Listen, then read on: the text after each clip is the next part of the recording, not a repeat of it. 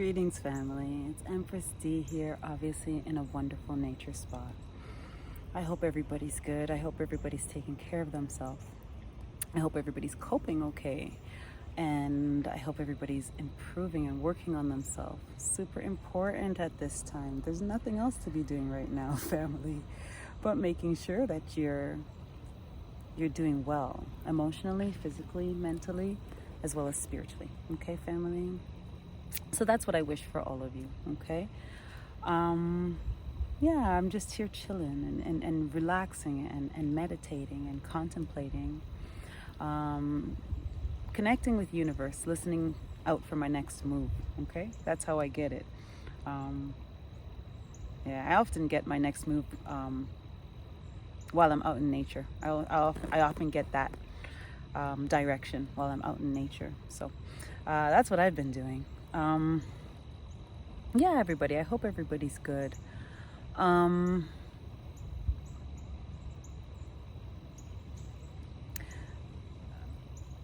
want to speak about a bit of what I've learned, okay? Most recently. So what I've learned in the last 19 months is that no answers are coming from outside.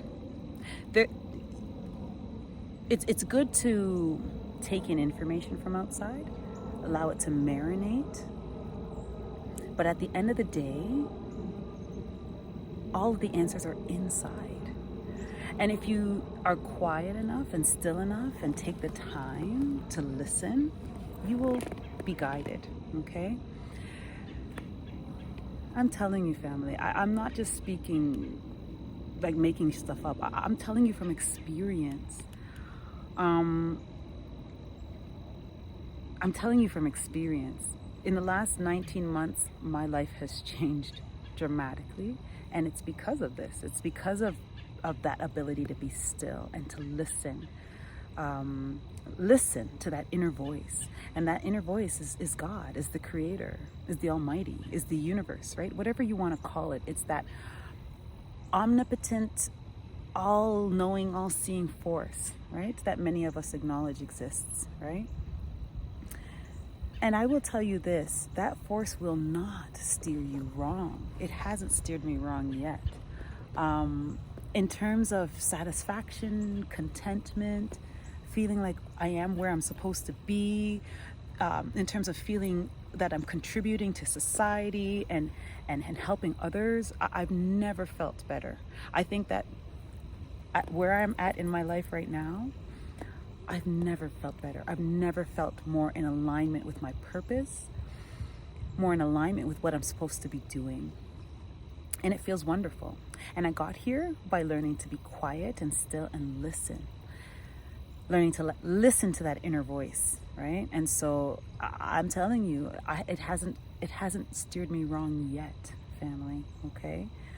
I'm very blessed to have offspring that trust me, that recognize that I have gifts and I've developed those gifts. I've identified and further developed those gifts, and they trust my gifts.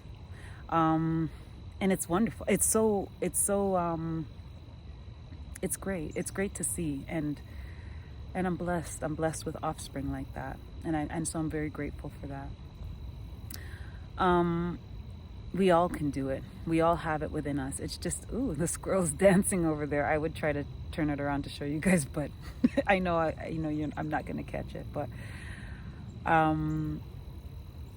yeah, listening to that inner voice, you can't go wrong by doing it.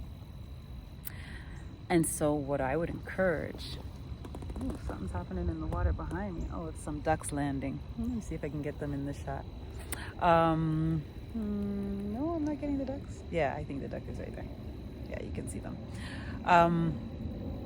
Yeah, you can't go wrong by listening to that inner voice, family. You can't go wrong. We all have gifts. We all have unique gifts that were given to us by the Creator. I've been lucky to identify what mine are, and also nurture and grow those gifts, right? And I'm also sharing these gifts with the world, and I think that's what we're supposed to do, right? And so I challenge everybody to identify what your gifts are. You know, everybody has them. Everybody has them. It's just about identifying what they are and then nurturing them, right? And one of the ways to figure out your gifts is to actually be still and sit with yourself and chill and be in nature. And that will help you to kind of identify a lot about yourself.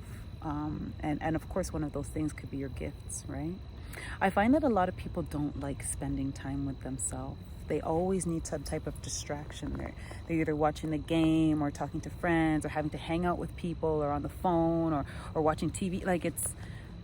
I find that people very rarely sit with themselves in silence. And I challenge everybody to practice and try it. So maybe at first it may be uncomfortable, but eventually you will be surprised at what you discover about yourself when you sit with yourself.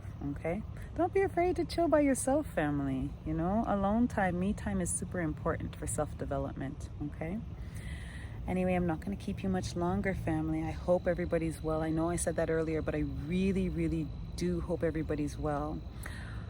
For me, I feel deeply for others, okay? And I know that's not something that's easy for everybody to understand, but I do. And even though I might be okay, if my brother or my sister or and I don't mean literal when I say brother or sister, if fellow human beings that I interact with and are not doing okay, it affects me. Right? My sleep has been affected recently, and it's not because of anything personal. It's that in the work that I do, people share with me, right? And the plights that they're going through really bother me, family. It really bothers me, and it keeps me up at night. I'm awake thinking, how can I help? How can I help? How can I help? And that's me. This isn't new. I've always been like this, and I've developed